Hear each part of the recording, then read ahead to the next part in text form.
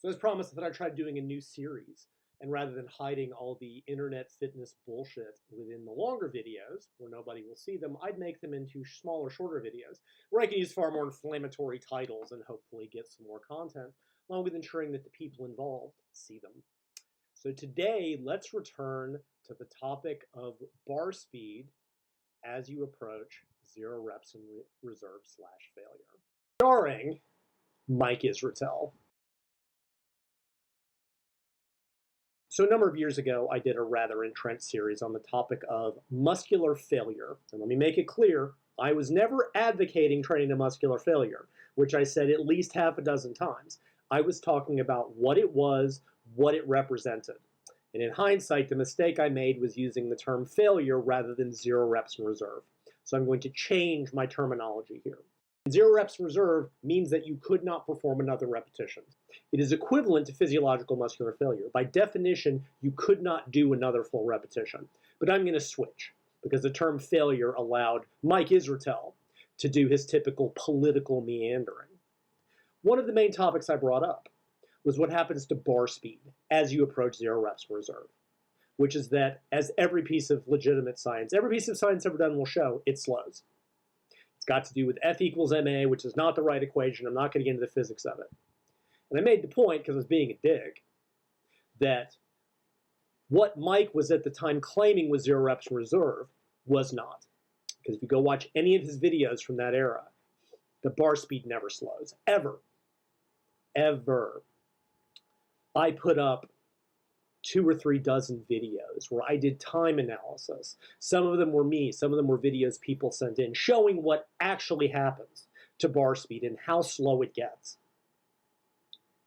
while pointing out that what Mike was telling people was nowhere close to that. Now Mike, as an educated professional exercise scientist with a PhD, responded in about the way you would expect for this industry, by which I mean he acted like a petulant child that had his cookie taken away. Because rather than address my arguments, my criticisms, my videos, he just lashed out at me like they all do. First comment showing his deep intellect was, "Fuck you, Lyle," because apparently the internet fitness industry is made up of a bunch of 12-year-olds on the playground. Put up endless videos of him training hard with his little buddies, going, "Fuck you, Lyle, live in the lie." He then started performatively throwing up with a carefully placed camera on his Instagram to show that he trained hard during his workouts. It was fucking sad, but so is Mike. He then proceeded to do what Mike does best, which is to politic it, using language to avoid what I was actually saying. This is where I had made a mistake, because in using the term failure, I gave him the ability to use weasel words to get out and avoid what I was actually saying. Now, if you go watch the videos or read the articles I wrote, I was very clear I was talking about physiological muscular failure.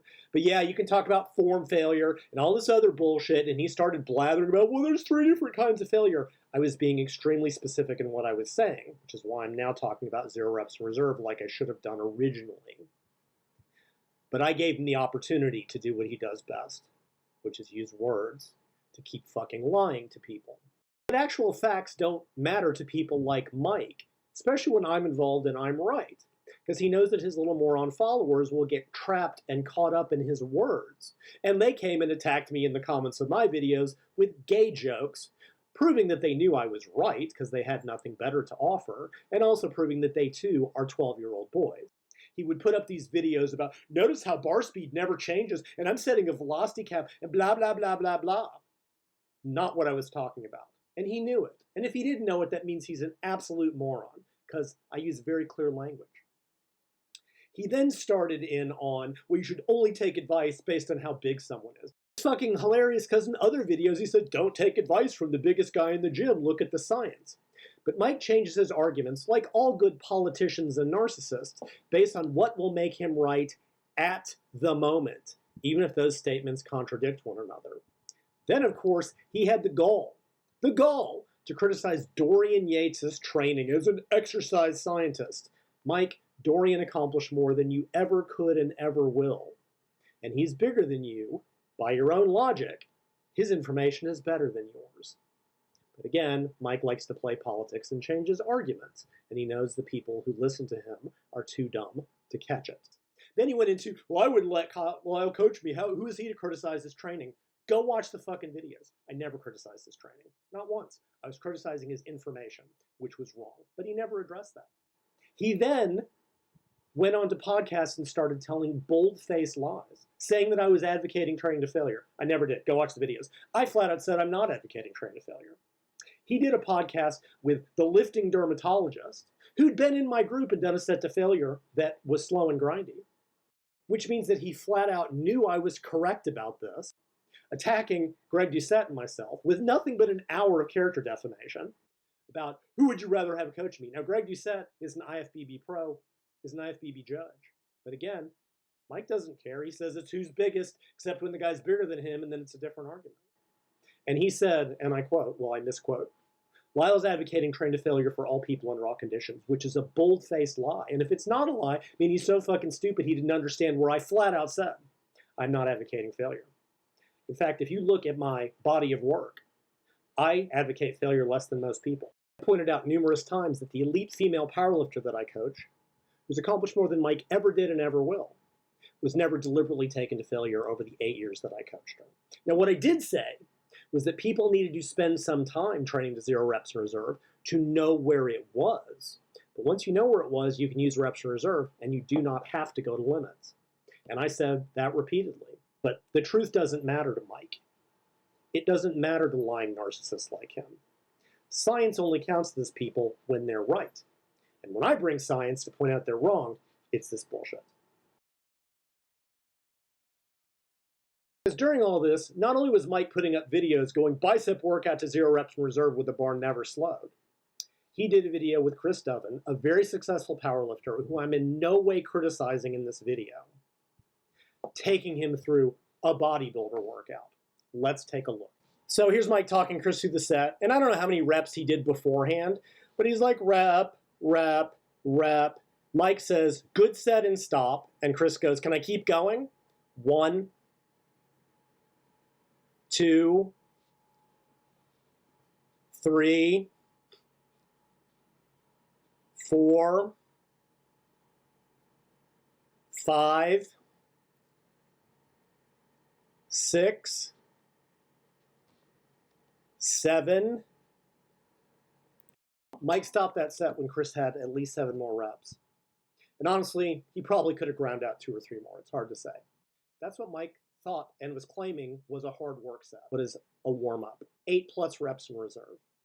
An intensity that will not generate growth unless you are on all of Mike's drugs, because his training only works on drugs. And again, I'm not criticizing his training. I never was, although his training and diet information still never allowed him to be anything other than an abject failure as a bodybuilder, an internet laughingstock, who's such a pathetic wimp he blamed his tan for his shitty placing. But that was never the point. My issue with his information, what he was telling people was 0 reps in reserve was not, because bar speed never slowed. That's all I was bringing up. I presented nothing but data and evidence, a zillion videos, actual video proof of what happens during a hard set.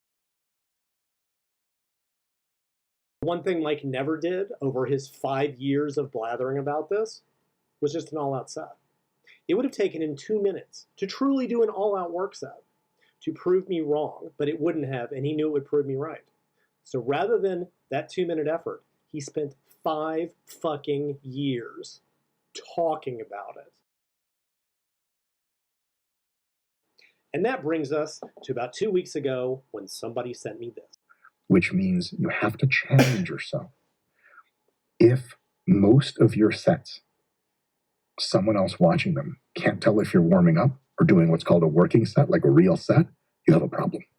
So towards the end of all of your sets, either the weights are slowing down, or even if it's the same speed, to you, they feel perceptively harder. You know, you do this, this, and in a couple reps, you're like, "Ugh." That's what you want. Catch it? Now, 5, 6 years later, Mike is saying exactly what I was saying before. Does he have the balls to admit I was right? No, because at this point, he has no balls whatsoever after his years of steroid abuse. Would he ever correct the lie about me? Absolutely not, because that would mean admitting he was wrong. Because like all of the insecure narcissists that infest the supposed evidence-based fitness industry, he is too weak-minded to do it. Because they literally all do this. And if you look at the history of my career, when I have criticized people bringing science and facts to supposed evidence-based people, not one of them has ever come back at me with actual evidence. It's always this sort of bro science bullshit. See you next time! Oh yeah, I don't respond to comments or questions, but I won't delete them either, like all these other people do. If you have a question for me, you can send it to questions@bodyrecomposition.com, and you probably won't get an answer, but hey, you never know.